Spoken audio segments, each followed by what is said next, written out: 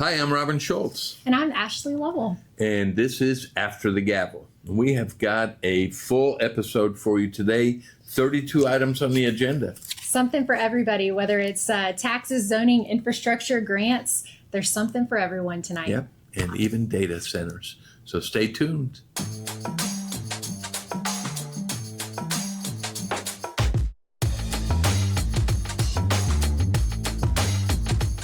Well, tonight's City Council meeting had a little something for everybody. We actually had 32 items that we had to go on the agenda. That's a lot of items. It's a lot, thick packet. Yeah. Taxes, zoning, infrastructure, grants, and personnel. I mean, we had a little bit of everything today. Yeah, I mean, we had something for just about everybody in the city. We had neighborhoods, businesses, parks, your tax bill. Everything was on there. And the one thing that you need to remember is we discussed a lot of this stuff at the work session on Thursday. So if you have a chance, we will have the work session linked in the description of this video so that you can go ahead and watch what the items for discussion were. So let's get started. Where did we start? We started with the pledge or call to order. Then we had the invocation, then we had the pledge, and then we had the recognitions, proclamations, and reports. So where do we start? So we had Miss Allie Mims. Do you want to mention Allie Mims? Allie Mims, yep. She is Miss Hoover 2026. She had a send-off from 5 to 6 before the council meeting, and then a proclamation was read at the council meeting, and Allie spoke a few minutes, and very exciting. She's off to Miss Alabama. Yes, and then we also had a Celebrate America proclamation, which the Hoover Historical Society came in, and we talked about the 250 anniversary. I'm not even going to try to say the official 250 anniversary. Yes, well, I will go ahead and go through it. Yes, it's Did I get it right? No, it's a semi-quincentennial. Semi-quincentennial. Okay. So, yeah, and that was really good. We had members of the VFW here. We had a member from the from the Hoover Historical. They got to talk a little bit about it. And these were really, really good proclamations. The America 250 is really worth a moment. 2026 is the semi-quincentennial, and Hoover is officially part of the celebration. So we're excited about that. Yep. And then we went to reports. We had recognition. We had the Sandlin Foundation. Why don't you talk about the Sandlin Foundation? So there is the Sandlin Foundation supports local charities that are in Hoover to help support the community. And at this point, now we have 14 total charities a part of the Sandlin Foundation. And this evening, we introduced a new charity. So this would be number 14, which was Manufacture Goods. And just a tremendous organization that teaches young men how to have certain skills when it comes to manufacturing. I know me personally, I have a solo stove, and there has to be special cut wood for that. And I used Manufacture Goods. They brought the wood for me, and the guys there were just amazing. So it's a really neat organization, and if you're interested, I say check it out for sure. And to say something about the leader of that organization, Tim Lawson. Tim Lawson is a battalion chief for the Hoover City Fire Department. He's also on the SWAT team. And Tim is just a terrific guy. He and his wife are terrific people. And he taught us something about dealing with trauma situations at our church. So, wow. So Tim he gets around quite a bit. Yep. So we're really impressed with his organization. Very impressed with the Sandlin Foundation. Yes. They're doing just a terrific job. They have officially donated $2.5 million to these local charities. So we really are appreciative of Mr. Dwight Sandlin and Sandy Sandlin for what they're doing for our city. And it's really terrific to see the actual donors go up there, and he was really fond of Tim's organization. So it was really, really touching. And so from there, we went to public comments. Yes. And why don't you tell us about the public comments? Yes, so Mr. Langley came up from the Hoover Historical Society, and they're doing a neat get together, if you will, and it's sharing of stories essentially, and what it entails is it's going to be on May 31st at 1:30 at First Christian Church. And all members of the Hoover community are invited to listen in to the stories that they have prepared from individuals who are Hoover residents, young and old. So they have, I believe, a principal coming in to speak and share some stories, as well as someone in, I think, the fire department. But either way, it's just going to be a really neat event. And when is that? It's on May 31st. And where is that? At First Christian Church. And where's that? On what street? Over on Valleydale. So I will be there. I'm looking forward to the event and appreciative of what the Hoover Historical Society does. Yeah, and besides Jim Langley from the Hoover Historical Society, we also had a bunch of candidates running for office. It's that time of year, and so those that were up today were Dimas Copeland from the Shelby County Tax Commissioner. Nate Carlson is running for State Senate District 16. Chris Anderson is running for Jefferson County Sheriff. He's a Hoover resident. Susan DeBose, a resident running for re-election. She's our current state representative with District 45. Sheriff Mark Petway spoke for a few minutes. And Attorney General candidate Catherine Robertson spoke for a few minutes. So I encourage you, if you have not decided on candidates, I encourage you to look at not only tonight, but also the last few council meetings where we've had candidates speak. It's really refreshing when they come to Hoover and speak to the residents about their platform. Absolutely. So we appreciate you all for joining us in the meeting and listening to what you guys have to say. Yes. So then we went to the consent agenda. Yes. So on the consent agenda, we had about 12 active reports that Mr. Munger, our city administrator, went over.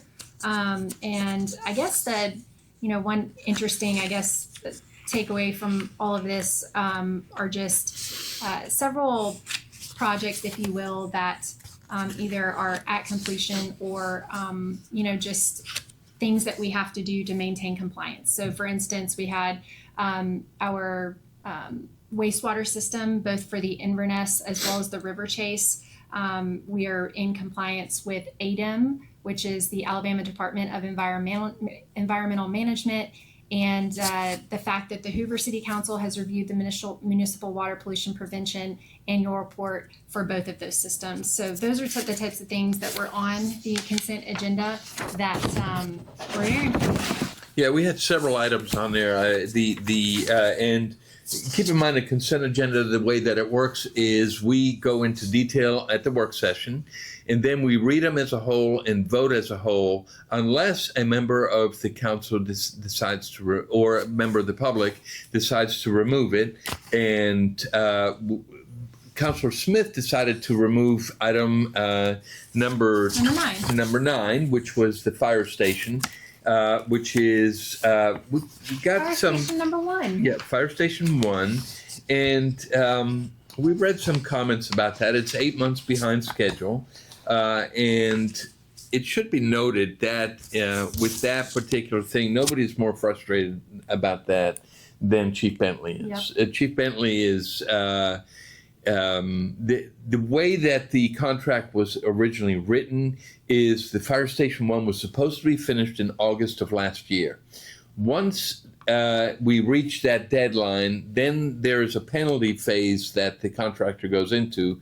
And so he's been in that penalty phase for 8 months, and hopefully supposed to be finished by the end of May. So we'll see how that goes. There have been liquidated damages of $500 a day since September. And so there's also a few other items that were on there. And again, if you want to look at each one of them in detail, go back to the work session that will cover each item in detail. Yep, and I think I want to reiterate Council Member Smith's comments in regards to the fire station.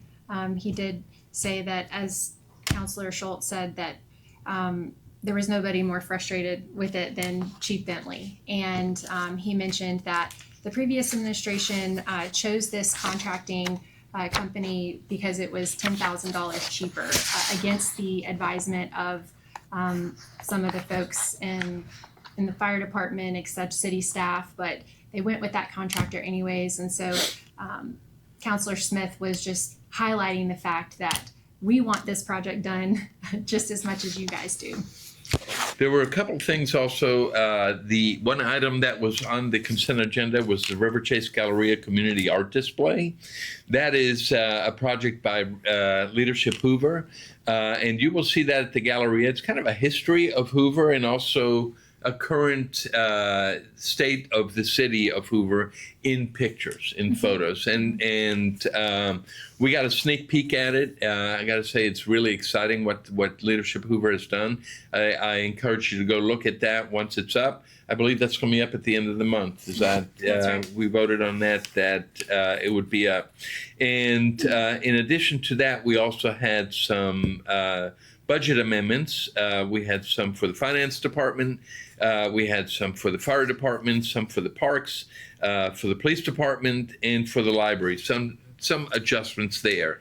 Whenever an item that has been budgeted needs to change, a budget amendment needs to be made, especially if there's additional money that needs to be allocated for it. So they can't. The various departments can't just spend it. They have to come in front of the council, and the council has to vote on it. So part of the consent agenda was that, and the consent agenda passed unanimously by votes. Absolutely. Yeah. So one other exciting thing is we're having a 4th of July celebration at the Hoover Met. It's actually going to be on the 1st of July, so they're calling it the 4th on the 1st. But exciting in the fact that previous years, the celebration was on the outside of the Met. That's not going to be the case this year. We're going to be inviting people into the Met, and there's going to be $2. It's a $2 hot dog. $1 hot dog. $1 Oh my gosh. $1 hot dog. And there's also going to be a competition that is going to involve the city council, and it's also going to involve consuming hot dogs. A hot dog eating contest. Correct. So if you want to have fun, come on down. It's going to have a giant flag. Takes 100 people, more than 100 people to hold it. Fireworks, and then just all kinds of attractions. And I think I already know who the winner of the hot dog eating contest will be. Look at that. We'll see. We will see. I want that trophy. Hopefully I'll do better in the hot dog eating contest than I did in the ice cream eating contest last year. Woo, yeah, the whole scoop ice cream eating contest. That didn't go the way that we had thought. It was tough, brain freeze. Yeah. From there, we went to the regular agenda, and we had item number 26-2699, which was an ordinance. And this was our annual municipal tax ordinance. Why don't you talk about that? Yep. So just the annual municipal tax levy, it's $3.05 per $100 of assessed property value for the tax year beginning in October 1, 2026. This is just general housekeeping. It's strictly housekeeping. It's something There's that no tax increase. Exactly, no tax. No tax increase. This just allows the city to collect the tax. Correct. Okay, that's it. For we have to vote on that once a year in order for the city to collect the taxes, and that's what this was, and that passed unanimously. It did. Thank goodness. Yeah. And from there we had consumable hemp. That was a really interesting item, and so Ashley, why don't you talk about what the ordinance number 2695 was? So the whole premise of the consumable hemp ordinance was to establish rules for the retail sale of consumable hemp products in compliance with the state law. So previous to this ordinance, I'll give you a quick history, which I'm with Hoover's historian here, so add where you want to add. But we did have a hemp moratorium, consumable hemp moratorium.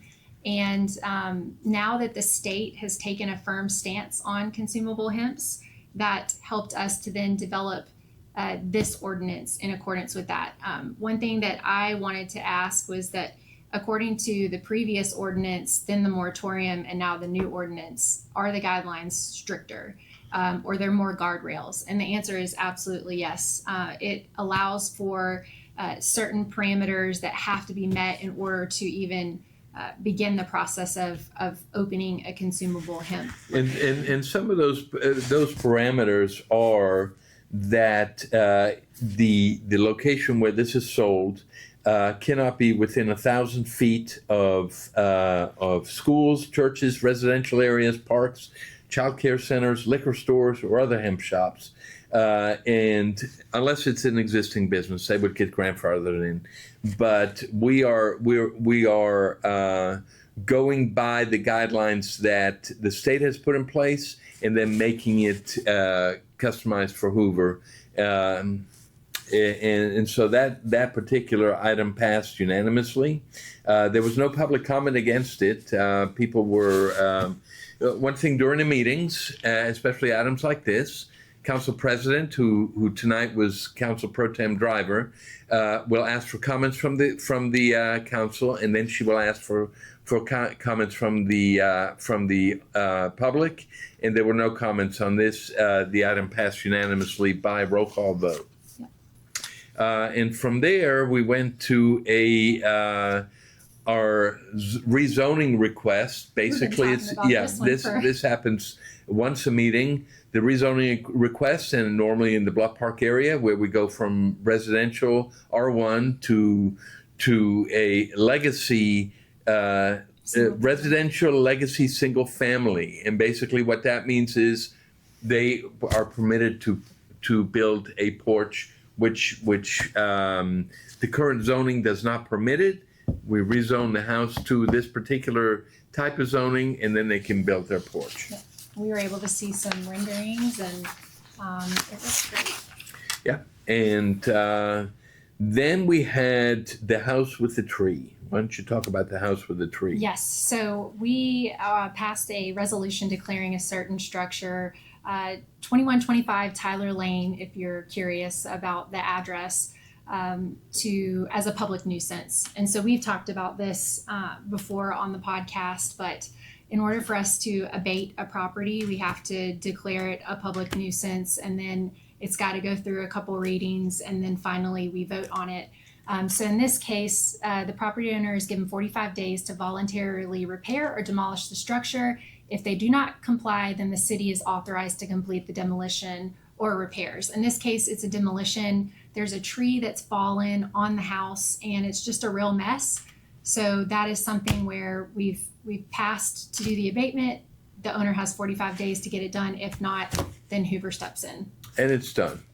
And what was next? We had 2697. Yes, the short-term rentals. So this was an interesting one. It revises our short-term rental regulations by removing special event allowance from the municipal code. So it's intended to strengthen regulation on short-term rentals and help preserve neighborhood character. So you can only essentially rent your house out for 7 days. That's what the previous ordinance was. And so what the ordinance does is removes the special event criteria. Provision, yeah. So in the past, before this ordinance was passed, if there was a special event like the SEC tournament or the Regents, then short-term rental could take place. With this ordinance, it removes that language from it, and so now it's very limited as to what the short-term rent. And for those not familiar with what a short-term rental is, Airbnb. Okay, and you cannot rent it back to back 7 days. It's a strict provision. And so this has made it a little bit, put more teeth into it. Again, no public comments on that, no council comments on it. It passed unanimously.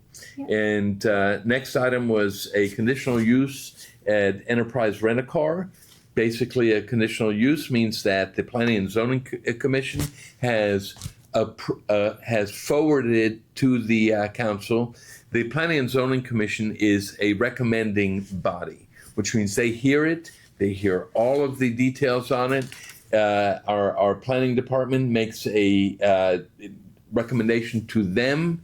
They go ahead and vote on it, and then forward it to the council. And we didn't have a problem with the canopy for enterprise rent-a-cars, so that passed after the first reading. Passed this time unanimously. It is Inverness folks. This is going to be behind the building, so you won't. It's not something that you're going to see.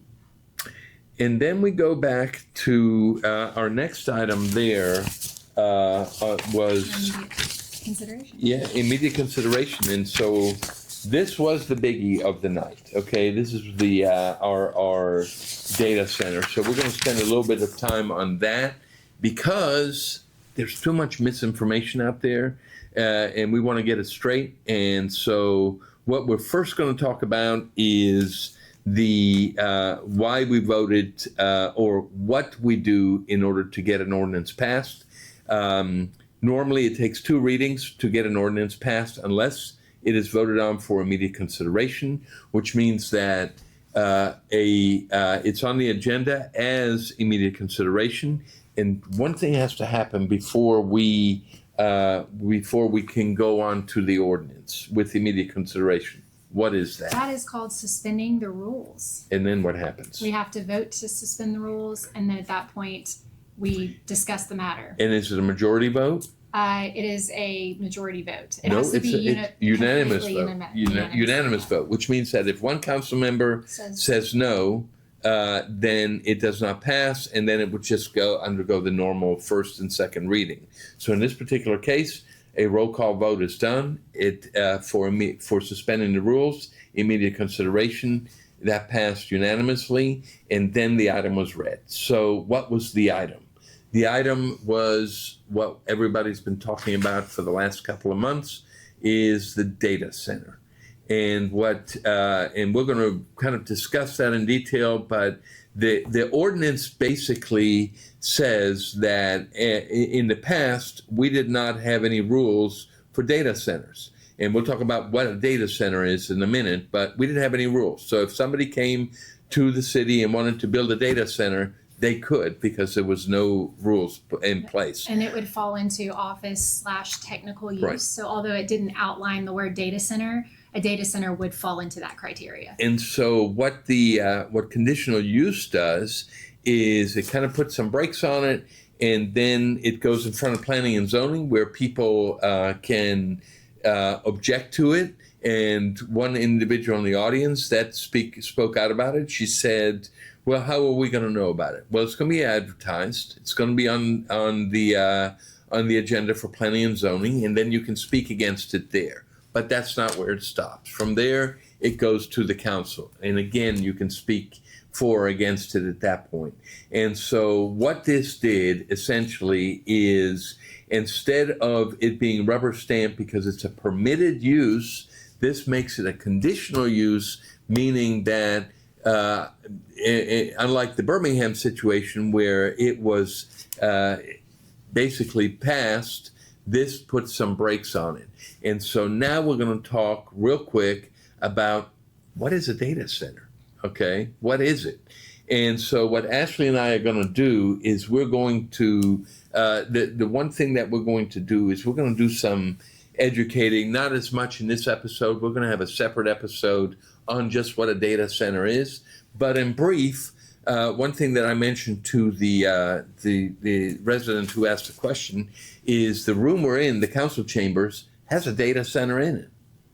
A data center is defined as a place where data is gathered, collected, and it can range anywhere from the size of a closet to 900 plus acres. There are 6 basic breakdowns of data centers, and we'll put a slide up to show you what they are, and you can look at it and kind of get a definition of it. But we want to make sure people are educated on it. Yep, absolutely. And before we even get started in this, we do not have any active requests for a data center in Hoover right now. So this was purely a proactive response to what has been going on. We heard a lot of resident feedback, and we took that into consideration, and that's what ultimately precipitated this. So I mentioned in council comments, I was proud to be a part of the administration that's taken a proactive approach, but I'd like to just paint the picture for you just briefly of a real-time example of the difference between a data center, because they're not all created equally. And I think when we hear the term data center, it immediately we think of something like a really big project, but as Councilor Schultz said earlier, they're all can be varying in size. And again, the slide will kind of show you what the sizes are. Yeah. And I want to kind of touch on that in that the issue that brought this up. What brought this up? What was the catalyst for us having this particular discussion? So we had a data center that's was approved by the Birmingham City Council. It's Nebius Data Center, and that's over in the Oxmoor area, which is very close to Ross Bridge. So we had several residents speaking up about the fact that they were concerned about Nebius going in. And we want to emphasize that the one thing that we as a city of Hoover cannot do is to tell another municipality what to do. We can't say, hey, Birmingham, you can't build that data center, or Birmingham, you shouldn't approve that, or Bessemer, you can't approve that. That is not permitted. That's not something that's in our ability. But a couple things about, I kind of want to touch on that with the Nebius Center. The Nebius Data Center is replacing an existing data center that was there already. It's just being rebuilt a little bit. There are 5 data centers within 2 miles of that particular data center. So the data center talk was overblown, especially by some people that were not totally familiar with it, that wrote articles about it and painted a picture of smokestacks and things like that were nowhere near what this particular item is. But again, touching on what Councilor Lovell said, is we took what people were saying. Okay, we heard what the residents were saying. We didn't just look the other way. We heard what you were saying, and we approached our legal team. We approached our planning team, and we said, "Hey, we need to do something about this, and we need to be proactive about it." And the entire council, I give credit to the entire council. They were just fantastic about it. Everybody agreed. It is something that needs to be weighed on its each individual item. Does that mean that we're not going to have a data center in Hoover? It means that we're not going to have data centers that don't fit in Hoover. Okay, if it's the size of a closet, I think we're going to be okay with it. If it's 5,000 square feet and it doesn't impact things in a negative way, it doesn't shut the door on it. It just permits us to evaluate each one of them on a one-by-one basis. Agreed. And again, as Councilor Schultz mentioned, it's through the process of planning and zoning, and then also through the process of city council, we're going to have an opportunity to hear your input. And so that it's another example of how we want to bring you guys into these decisions, because you should have the ability to speak up about what's coming into your community, and we need leaders that are listening to the people. And to be transparent about it. Correct. Okay, that is important, is the amount of time that Ashley and I have spent on the research on this, on talking to people about this, and it's not just us. I mean, it's everybody on the council, everybody in the city. We've invested a lot of time because we heard what you were saying, and that was that is important. What else on the data center? I don't know if I have much else. We're going to provide you with some educational materials. Again, we're going to do a separate podcast on it. so that we can kind of dive deeper. We don't want to take up all the time on this one on it, but we felt it was probably one of the most important items on the agenda. Yeah, I mean, I know that I personally campaigned on smart development for our city, and this is that in action. So smart development, review it case by case. This did strengthen the guardrails that we have for office technical use, so it's a good thing for our city. And we, from there, we went to first reading on hemp again, the licensing on hemp. And again, first reading, no comments, no action. It's just a first reading. Then in 2 weeks, we go ahead and we'll vote on this particular item. So that pretty much wrapped up the council meeting. We had some council comments, and we had some comments from the mayor. We have an SEC baseball tournament coming up, which we are really looking forward to. And so a good meeting, a long meeting, but a very informative meeting. And so that pretty much wrapped it up. Our next meeting will be on May the 26th. No meeting on the 25th, which is Memorial Day, which is 2 weeks from today. So that'll be on a Tuesday. And there will be no work session the Thursday before. So the council meeting on the 26th will be every item. There will be no consent agenda on there. Yep. And so that pretty much wraps it up. It's one thing that we want to remind you to do is to subscribe. And I'm Robin Schultz. And I'm Ashley Lovell. And we're After the Gavel. Have a good one.